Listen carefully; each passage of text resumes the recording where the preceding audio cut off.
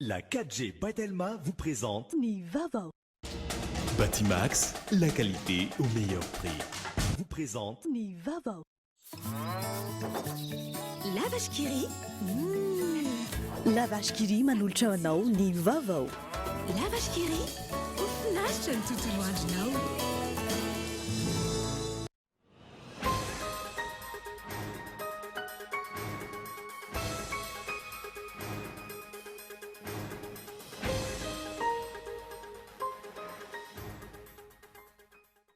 Coopérative mamorona milina ilaina amin'ny famokarana ambanivohitra iray ao Ambatondrazaka nahazo fanohanana avy amin'ny filohan'ny Repoblika Andrajoelina nandritra ny fandalovan'ny tany an-toerana. Isan'ny nandray anjara tamin'ny tetikasa fiariana io coopérative io. Tsy mifanaraka amin'izay nambaran'ireo solombavamboaka tima mialohan'ny nazahoan'izy ireo andraikitra ny zava-misy tanterahan'izy ireo amin'izao fotoana izao. Laza fa hiara-iasa amin'ny fitondram-panjakana ary tsy hosakana amin'ny fanatanterahana ireo tetikasa mpampandroana napetraka ny filoha izy ireo mifanohatra amin'izany anefa ny zava-misy ankehitriny. Député Tima no isan'ny mitarika olona hanohitra ny tetikasa toy ny tanamasoandro. Efa hita taratra ny ezaka ataon'ny fitondram-panjakana amin'ny ady amin'ny kolikoly eto Madagasikara. Raha nambarany avy ao anivon'ny Transparency International Initiative Madagasikara. Mbola betsaka ihany koa anefa ny teboka mila amafisana. Isan'ireo firenena sangany i Madagasikara eo amin'ny famoronana robot. Tsara ny vokatra nandritra ny fifaninanana iraisam-pirenena natao tato anatin'ny telo taona farany izay. Tanjona ny andro ny tanora malagasy ny larina voalohany. Eo amin'ny maresaka iraisam-pirenena nanamafy Turkia fa anohy hetsika aratafika any avaratry Syria. Naniraka mpanelanelany Washington amin'ny fampitsarana ny ady. Miamafy anefa ny hetoetra raha any an-toerana amin'izao fotoana izao. Ny adidin'ireo avetrany.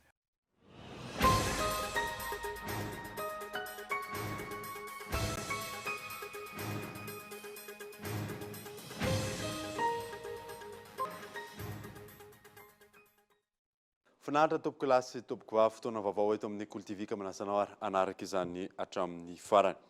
Nanamboatsika ny vaovao coopérative mamorona milina ilaina amin'ny famokarana any ambanivohitra iray ao Ambatondrazaka no nahazo fanohanana avy amin'ny filohan'ny Repoblika Andrajoelina nandritra ny fandalovany tany an-toerana.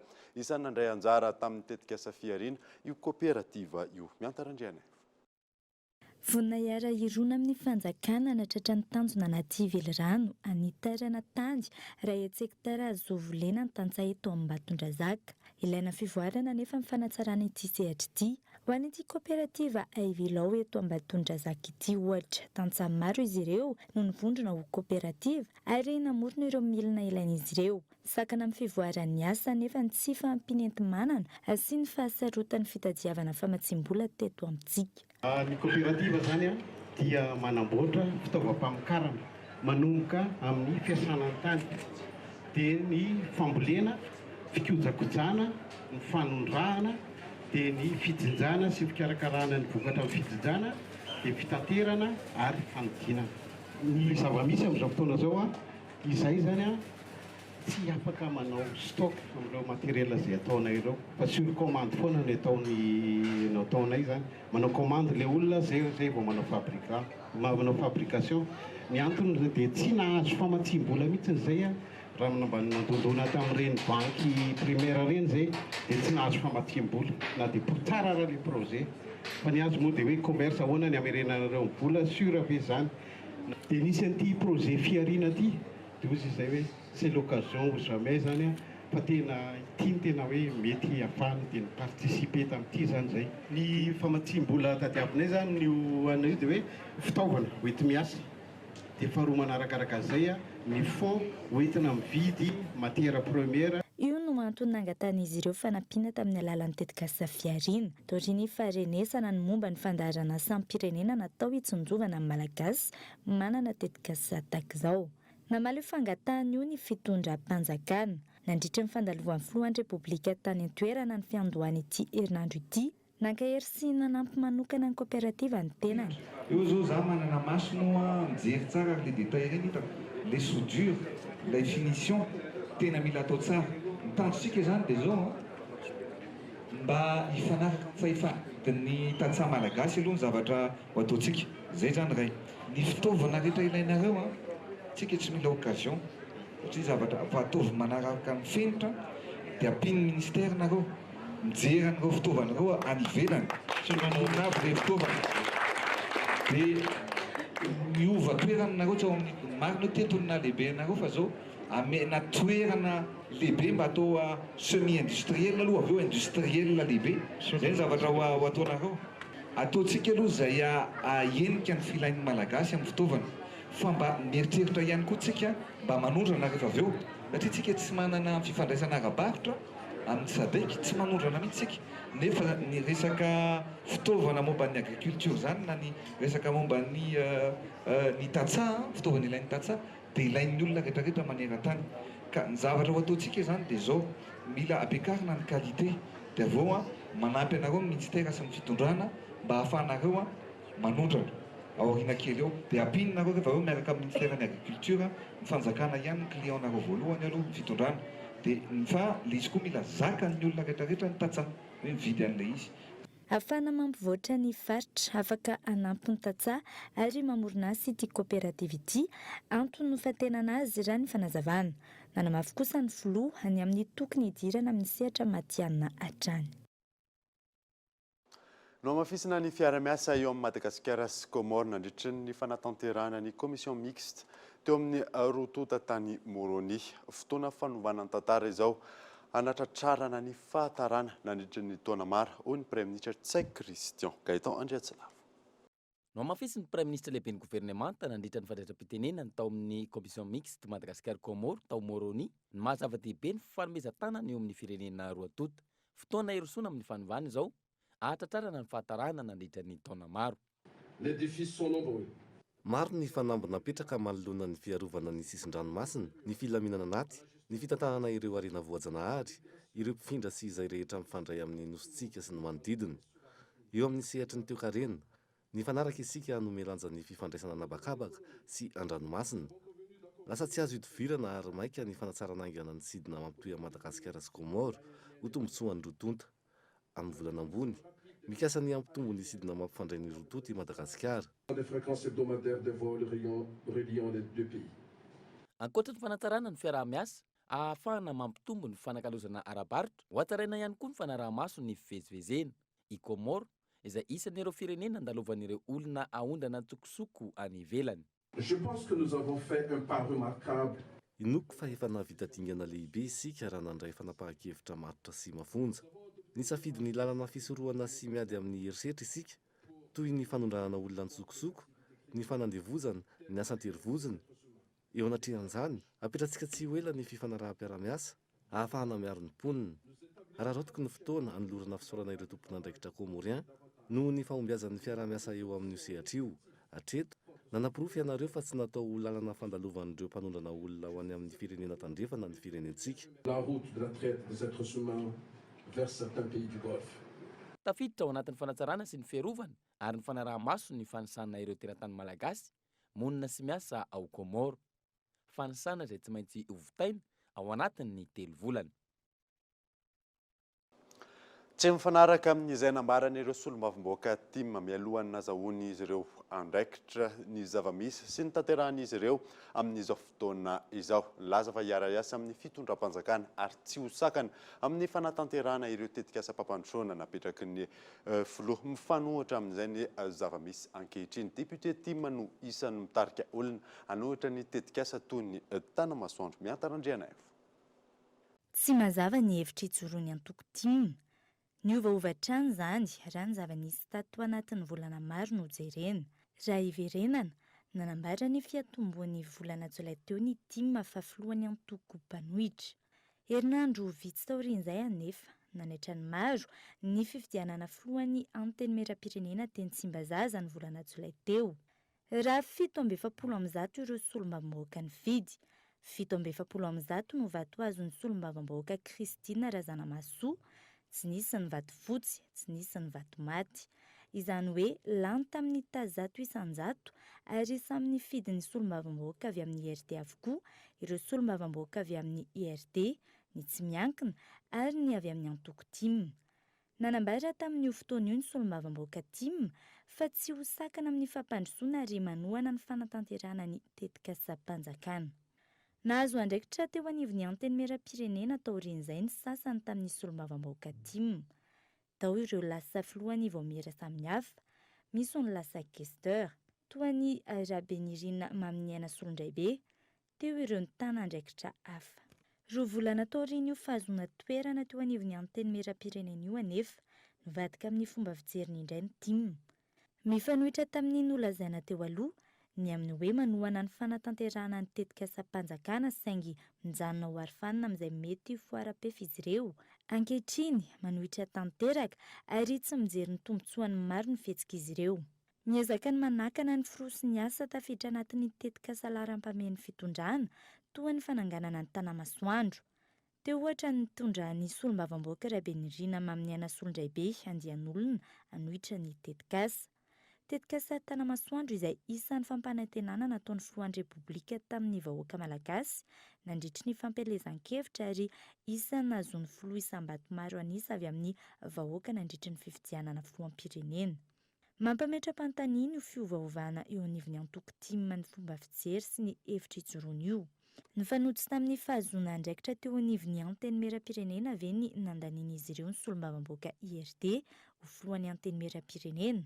Rehefa azo ilay toerana sy ny tombotsoa manokana dia nivadika amin'izay teny nomena ve ka ho lasa sakana amin'ny fanatanterahany fitondrana ny tetika sam-pampandrosoana eto amin'ny firenena. Isan'ny tsy mampandroso ny firenena hatramin'izay ny fomba fanaovana politika famadihana palitao sy ny tsy fitazomana ny teny nomena tahaka izany. Mila mitandrina ny vahoaka satria ny fomba fanaony antoko sy ny mpanao politika sasany dia ny fijerena tombotsoa manokana izy ireo fa tsy ny tombotsoan'ny vahoaka, hany ka hafa ny zavatra avoaka ny vava ary hafa ny fihetsika tao. Tsy maintsy atsangana mandritry ny fivoriana ara-potoanan'ny solombavambahoaka amin'izao fotoana izao ny commission de levée de l'humidité parlementaire isanany satan'ny solombavambahoaka manana raharaham-pitsarana. Solombavambahoaka 5 avy amin'ny ankolafi-kery samihafa no andrafitra izany. Yves Richard. Isan'ny teboka goavana hodiniana mandritra ny fanombohan'ny fotoam-pivoriana faharoa ny solombavambahoaka eny Tsimbazaza, ny fananganana ny commission de levée de l'humidité parlementaire na ny commission isahana ny satan'ny solombavambahoaka manana raharaham-pitsarana sy ny maro hafa, araka ny 1,1 ny sata mifeny fitsipika anatiny ny solombavambahoaka. Solombavambahoaka miisa 5 avy amin'ny ankolafi-kery samihafa no andrafitra ny komisiona, izay hitana andraikitra mazava mandritra ny fionana amin'ny fahefana mpanatanteraka. Hoentina zany eo amin'ny fifanatrehan'ny député sy ny mpikambana amin'ny gouvernementa ny fangatahana fanazavana mikasika amin'ny fiazonana an'ilay solombavambahoaka. Misy zany solombavambahoaka vao tazona sahala amin'izany dia mandraigna ndraiky ny komision. Gataka izy zany fampiatona na fanesorana n'ilay fitazonana ponja na fampiatona ny fanenjehana izay miendrika makasikasika misakatsakana ilay fahalalahana. Isan'ny raharaha hosan'ity komisiona manokan'ity ohatra ny raharahana voasaringotra solombavambahoaka voafidy farany teo na mafison'ny filohan'ny anteny mera-pirenena ankilany fa anatin'ny fanajana lalàna velona eto amin'ny tany sy ny firenena no natanterahana ny asa sy ny fangatahana samihafa. Dia amin'ny alalana io komision io vao miera io no ahafahanay zany angataka miangavy any tompo-pahefana afaka manao restriction na liberté, amin'ny tompo-pahefana afaka manana fahefana anakeja ny fahalalahana noho ny heloka, kanefa ilay heloka mbola misy votsy voapirovo fa mbola misy présomption d'innocence, zay no angatahanay mba hampiarana an'izay alalàna velona le principe liberté ny principe hoe fa ny exception no mandady dépôt. Isan'ny hafainganana mandritra ny fotoam-pivoriana faharoa eny Tsimbazaza ihany koa ny fifidianana ny solombavambahoaka andrafitra ny haute cour de justice. Ampiavaka ity fotoam-pivoriana faharoa eny Tsimbazaza ity ihany koa ny fionana amin'ny samy mpandraharaha iraisan'ny pirenena samihafa toy ny avy amin'ny ONN, ny UNICEF sy ny maro hafa. Efa hita taratra ny ezaka ataon'ny fitondram-panjakana amin'ny ady amin'ny kolikoly eto Madagasikara. Raha nambarany avy eo anivon'ny Transparency International Initiative Madagascar. Mbola betsaka ihany anefa niteboka mila amafisana misy larana zao. Isan'ny teboka goavana no tsindrin'ny filohan'ny Repoblikan'i Madagasikara tamin'ny fiandohan'ny fandraisan'ny fitantana ny firenena, ny fanafana ny kolikoly ary ny tsy fisian'ny maty manota. Tsy azo ditsita ny ezaka ataon'ny fitondram-panjakana ankehitriny amin'izany raha ny fanazavan'ny tompony andraikitra eo anivon'ny Transparency International Initiative Madagascar. Raha ny atao hoe ezaka ataon'ny fitondrana lafiny ady amin'ny kolikoly ny resahana dia tsy maintsy manaiky aloha hoe efa nisy dingana vita zany. Anisan'izany ary tena zava-dehibe ny fametrahana ilay lalàna momba ny amin'ny teny frantsay moa ilay izy hoe recouvrement des avoirs illicites, izany hoe famerenana indray ireo zavatra azo tamin'ny alalan'ny kolikoly na lalana maloto zany.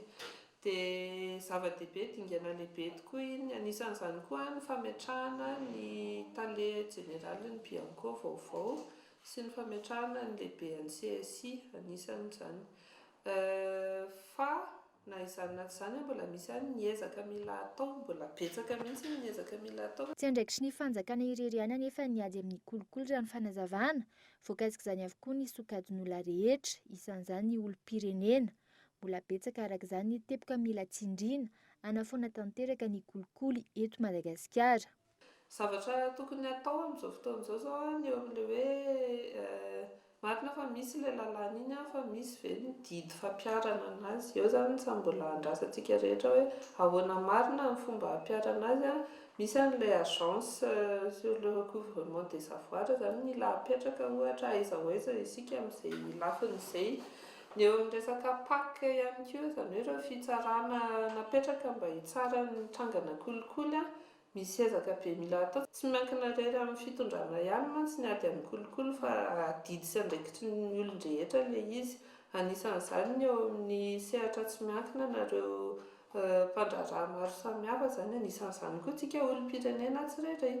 Io raha vao tsy misy ilay fiaraha-mientana sy fiaraha-miasa ao anatiny zany tena hoe fahatapahakevitra ny tsirairay hoe tsy hanao kolikoly dia ninona zavatra atao, ninona lalàna apetraka sy ny sisa tsy handeha mihitsy ilay. Raitsaivina raha ny antontanisana avoakan'ny TI ny taona 2024 amin'ny firenena 20 eo amin'ny larina 520 no misy any Madagasikara, efa tafapetraka tanteraka ao anatin'ny politika mpanjakana ny ady amin'ny kolikoly.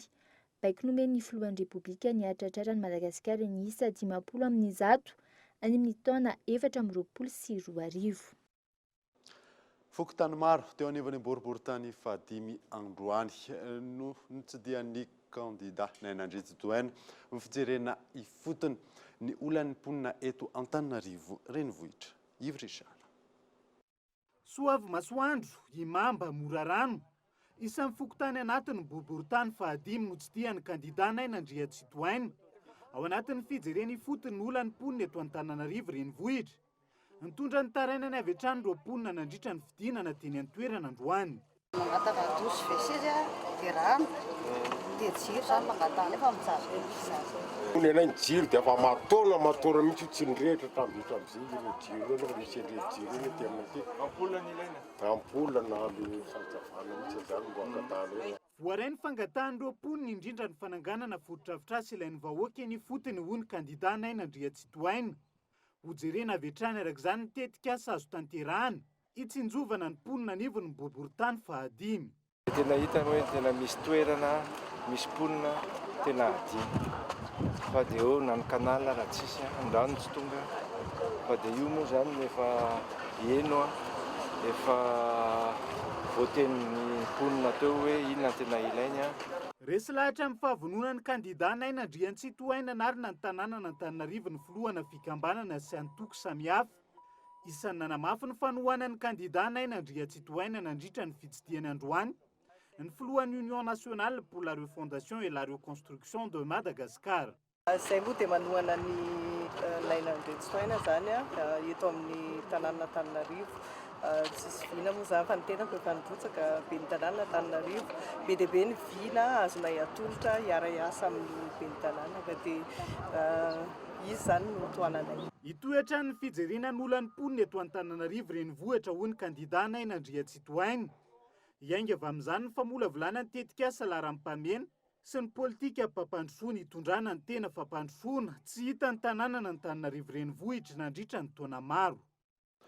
Sofia faritra mandroso no tanjona ony governoran'ny faritra Sofia Lilson René de Roland nandritra ny famindram-pahefana teo aminy sy ny lehiben'ny faritra Gaëtan Andriatsila. Isan'ireo faritra mbola mafana amin'ny asa ratsy ny faritra Sofia. Efa maro ny ezaka natao sy ny paikady napetraka ahafana miady amin'ny tsy fandriam-pahalemana. Misy ihany koa ny dina ifampifehezan'ny mpiaramonina. Io dina io izay ho hatsaraina anara-dalàna hoy ny governoran'ny faritra. Hosaziany ireo mpanao asa ratsy, ireo dahalo, indrindra ireo mpandoro tanety. Anatin'ny veloranony filoham-pirenena ny resaka dina. Io dina io misy lalàna mifehy azy. Loi 2001-004. Efa misy dina lasitra. Hampanarahantsika ny ara-dalàna io dia ho tanterantsika ny velorano efa nataon'ny président tsy ho foanany dina fa hatsarantsika hanara-dalàna tompoko lasy tompoko vavy. Matokisa reo. Hitaritsika tsy hoe halatrombo na ino fa indrindra hampiasaintsika io dina io amin'ny toro-tanety fa zay tratra amin'ny toro-tanety io ho fehezantsika miaraka amin'ny dina tompoko lasy tompoko vavy.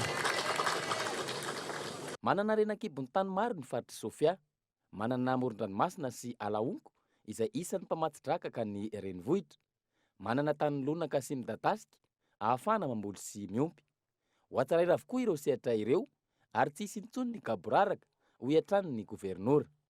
Midika raha ny jiaby izay fa tsy misy sakana tsy ahafahantsika handroso fa ny finiavan'ny mpitondra, finiavan'ny mpiasam-panjakana zay no tsy ampikely tany aloha-tany fa mino zany fa karazany hahazo essence kely hidemarreny moteur atoato.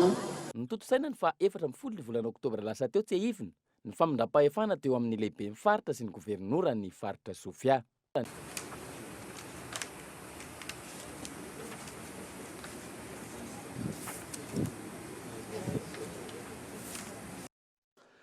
Fampifandraisana ny tontolon'ny asa fanaovan-gazety sy ny mozika. Isan'ny nasongadiny mpanao gazety amerikana iray Daniel Pearl no mariana androany tetsy masivoan'ny États-Unis tamin'ny alalan'ny fampisehoana tao anatin'ny 12 taonany Daniel Pearl Music World Days izany. Michel Aranardzon.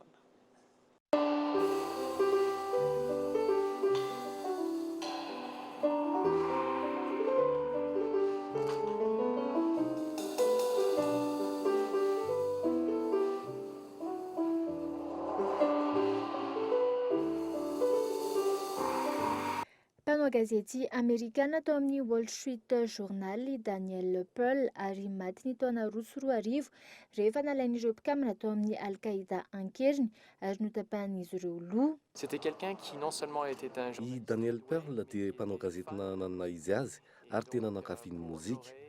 Betsaka ny zavatra nataony ary no mariny teo amin'ny tontolon'ny asa fanaovan-gazety. Antony isan-taona efa ho 12 taona izay.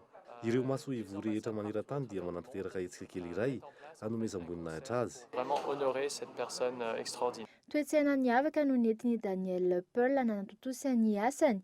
Tsy mpanao mozika izy raha ny fanazavana saingy niezaka nampifandray ny asany sy ny mozika. Une vision en fait qui pensait qu'il y avait vraiment une place. Ho an'i Daniel Pearl nisy fifandraisana ny asa fanaovan-gazety sy ny mozika.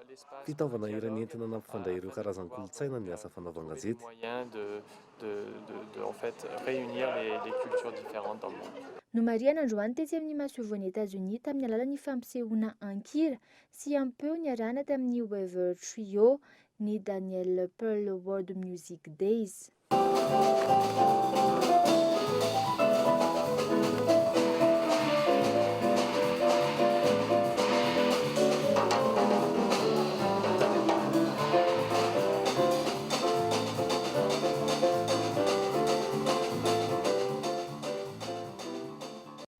Tonga tamin'ny fotoanany dokavarotra isika orinan'izay ny atantsika mahakasika ny tontolon'ny famoronana robot eto Madagasikara. Eo ihany koa ny mahakasika ny lalao quiz school. Rehefa avy eo ary.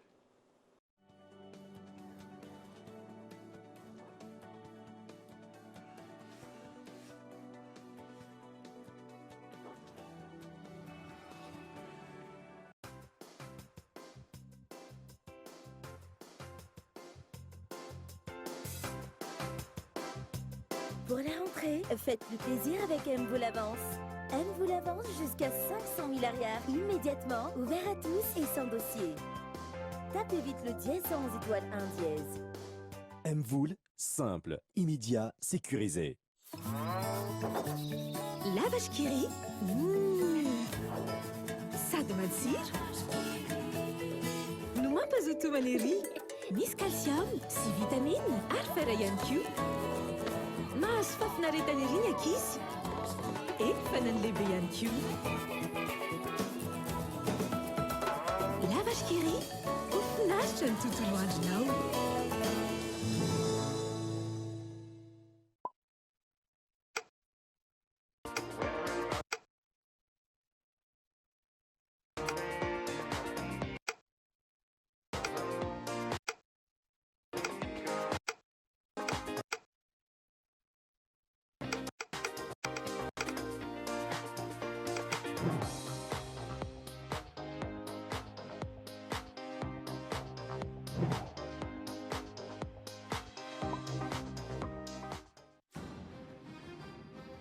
Le CNAM Madagascar vous offre une possibilité d'acquérir un diplôme international qui vous ouvre les portes dans le monde.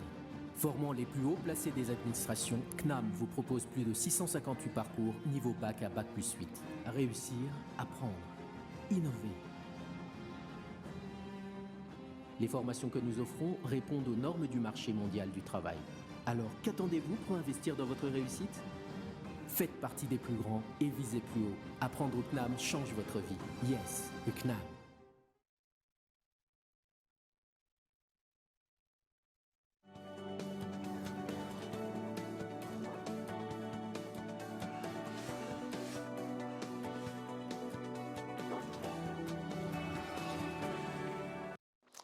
Veneta amin'ny fampalalambavao isika. Fampiavana-pirenena sy fametrahana fitsinjaram-pahefana teboka roa lehibe nanamarika ny fahaveloman'ny profesora Zavarbera Totsaina Androany tetsy amin'ny village Elisabeth ny fahatsiarovana ny andro nahafatesany. Michel Arnarjon.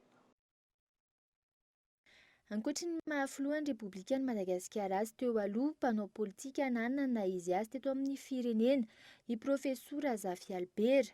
Miisa roa mazava tsara raha ny fanazavana ny foto-kevitra ny Jorony nandritry ny fahavelomany, foto-kevitra teo amin'ny lafiny politika, fametrahana ny fampiavana sy ny fametrahana ny fitsinjaram-pahefana tena izy. Inona le fampiavana-pirenena? Le fampiavana-pirenena zany anatin'ny fomba fijerin'ny président Zafi Albert tsy resaka hoe fihaonan'ny président république teo aloha fotsiny.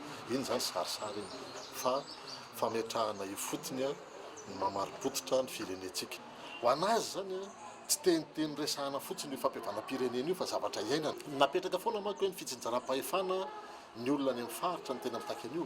Diso zay fa n'Antananarivo renivohitra ary mila fitsinjaram-pahefana. 13 oktobra 724 9 oktobra 724 roa taona aty aoriana no tsahivina androany tetsy amin'ny trano fonenany teo aloha villa Elisabeth Ivandry ny fahatsiarovana ny andro nahafatesany profesora Zafi Albert no marian'ireo mpikarakara tamin'ny alalan'ny fampiratsiana antsary ny lalana no diavin'ny andro androany. Isan'ireo firenena sangany Madagasikara amin'ny famoronana robot. Tsara ny vokatra ny fifaninanana iraisam-pirenena natao tato anatin'ny 3 taona farany izay. Tanjona ny tongavan'ny tanora malagasy eo amin'ny laharana voalohany. Ionona zay. Tamin'ny 2017 on nahazo médaille de bronze tamina prix anankiray. 2018 isika navita nandresy any Russie, Canada, France na dia tao anatin'ny classement zany tsika tany ambonimbony kokoa. Na dia eritreretana ary hoe misy ireo firenena argentine sacro firenena anisan'ny avancé indrindra anatin'ny tontolon'ny teknolojia sy ny robotika. Izany hoe tsaratsara kokoa tamin'ny Techfest tany Inde tamin'ny 2018 farany teo zao nahazo coup de cœur en jury ny ekipa tany nandray anjara tamin'ny hoe International Robotic Challenge. Izay no vokatra azon'ny solotena malagasy nanatrika ireo fifananana iraisam-pirenena momba ny siansa, teknôlôjia ary ny robotika tatanaotin'ny 3 taona farany. Amin'ny ankapobeny tsara ny vokatra. Ny robot izay natao anampiana sy anamaivana ny fiainan'ny zanak'olombelona raha ny fanazavana ny tompona andraikitra ary isan'ny manan-talenta amin'izany ny tanora malagasy. Amin'ity taona ity misy indray ny fifananana iraisam-pirenena momba ny siansa, teknôlôjia ary ny robotika mandritra ny festival Arena tanterahana any Dubai ka handray anjara amin'izany i Madagasikara, izay ahitana vondrona maromaro ary misy ny vondrona iray izay vehivavy fotsiny no mandrafitra azy. Sélectionné Madagascar handray anjara dia nisafidy ny système for good hoe atao team na hoe membre vehivavy daholo ny ao anatiny. Dia nandeha ny sélection dia misy ankizy anankefatra vao sélectionné. Izy efatra an-tavavy ireo dia samy manana ny expérience sy ny compétence. Misy anankiray zao vao nanarabaka teo fa izy telo vavy no efa manana expérience amina web, programmation, fanaovana jeux vidéo.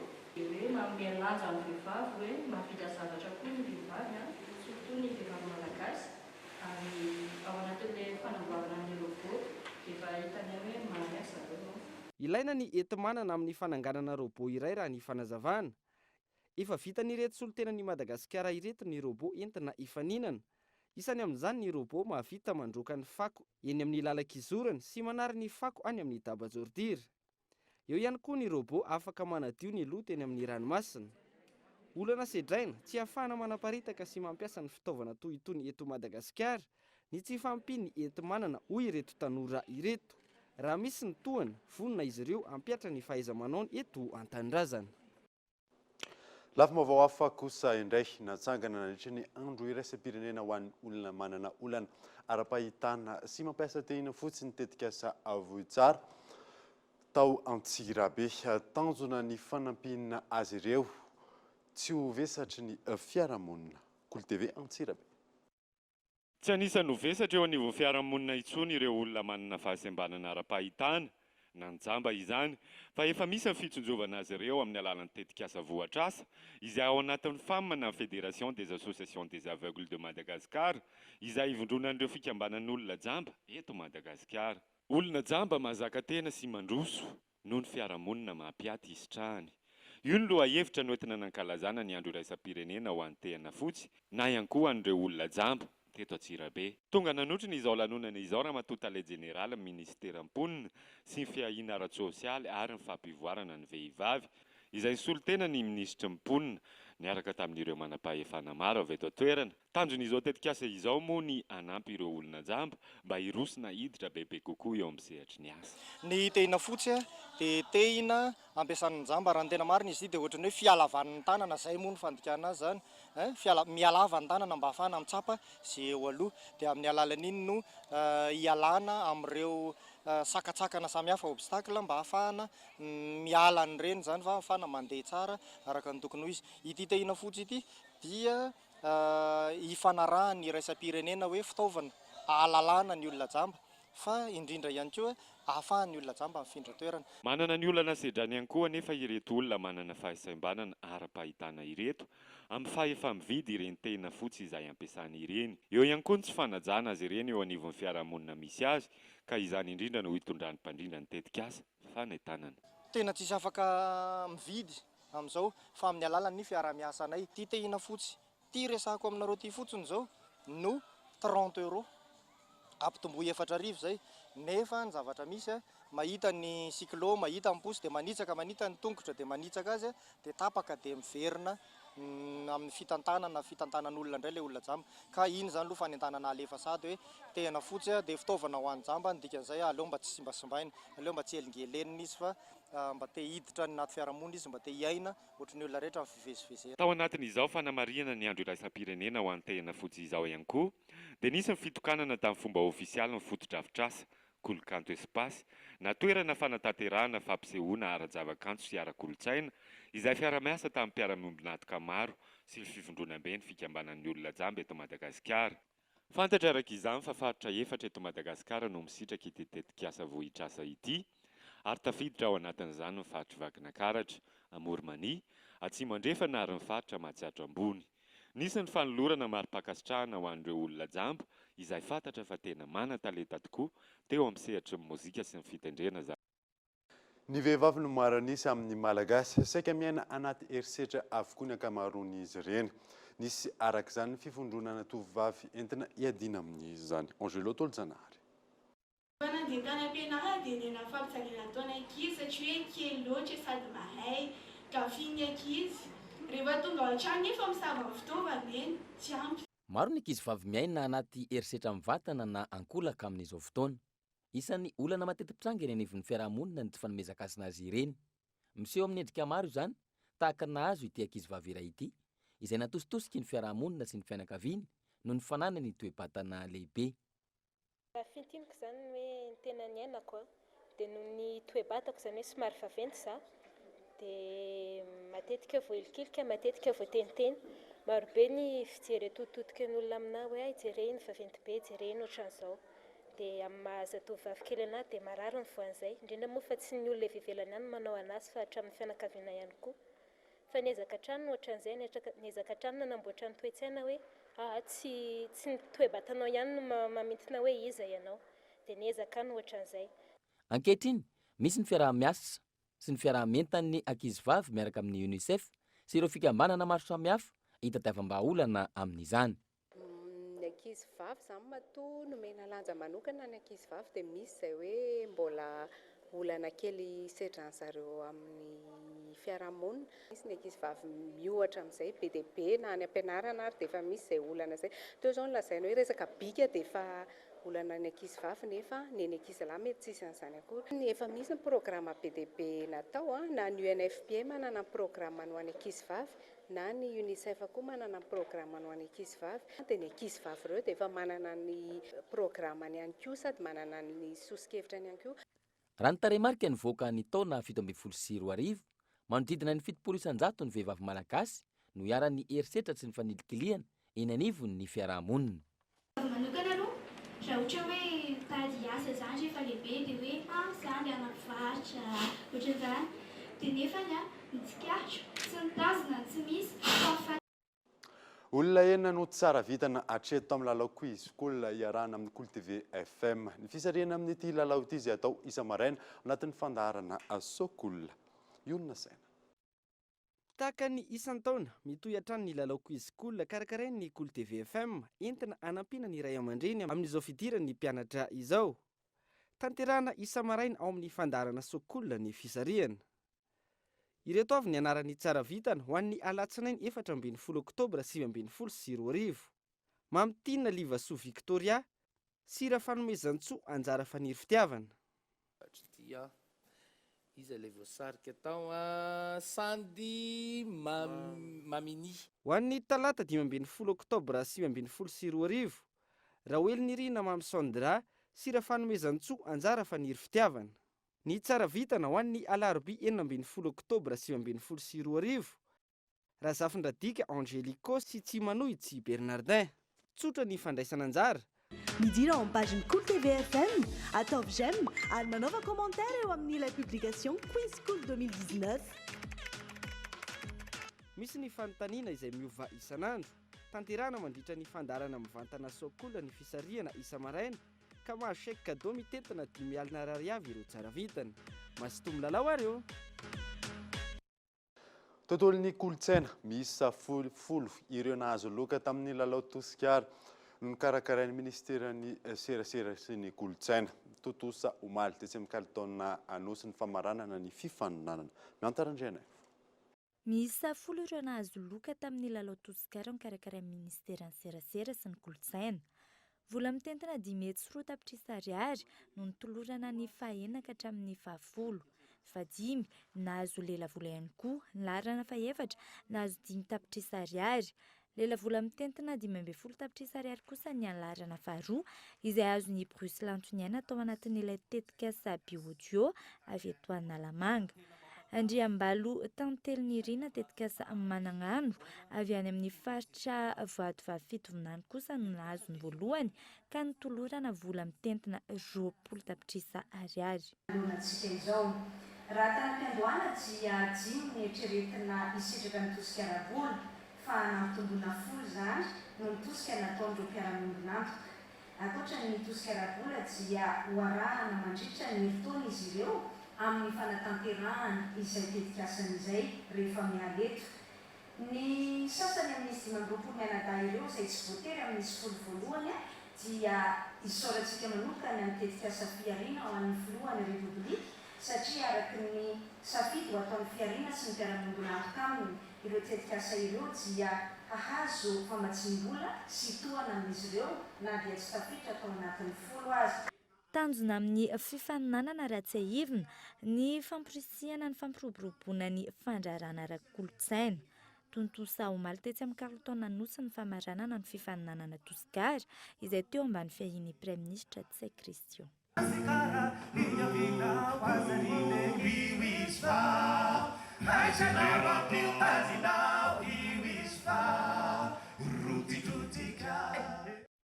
Maresaka iraisam-pirenena nanamafy io Turquie ahafahano ny hetsika aratafika any avaratry Syrie.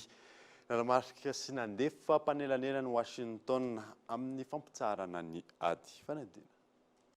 Na eo aza ny antso isan-karazany avy amin'ny vondrona iraisam-pirenena sy ireo hery maro samihafa mba hampitsarana ny fanafitohinana sy ny fihetsika mahery vaika any avaratry Syrie, indrindra fa ny fampiatona ny fanondranana ny fitaovam-piadiana mahery vaika any amin'ny firenena Europeanina. Mitoetrany nefa izany any an-toerana.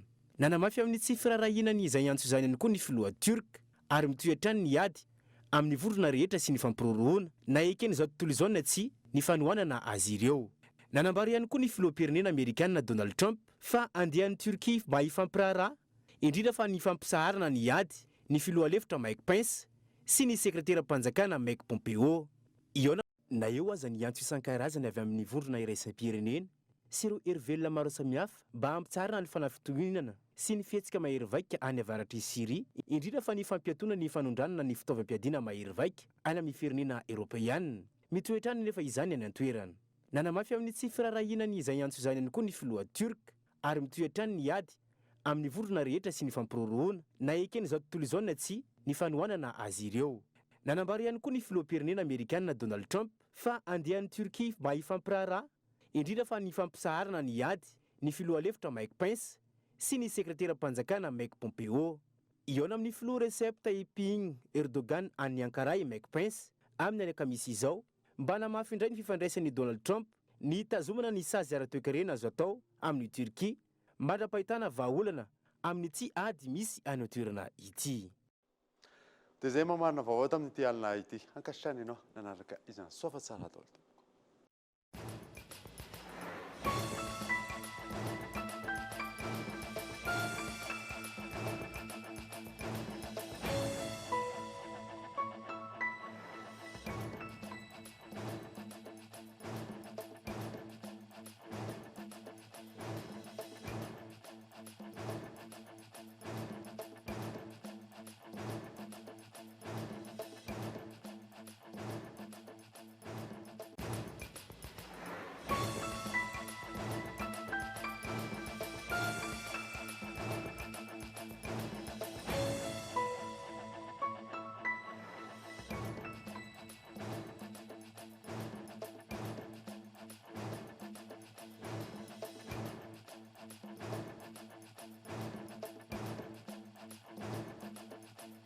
La 4G Batelma vous a présenté Nivavo. Batimax, la qualité au meilleur prix. Vous a présenté Nivavo. Lavage Kiri. Narainao teo ny fampalalamba vao miaraka tamin'ny Lavage Kiri. Lavage Kiri. Ofinaritra ny tontolo andronao.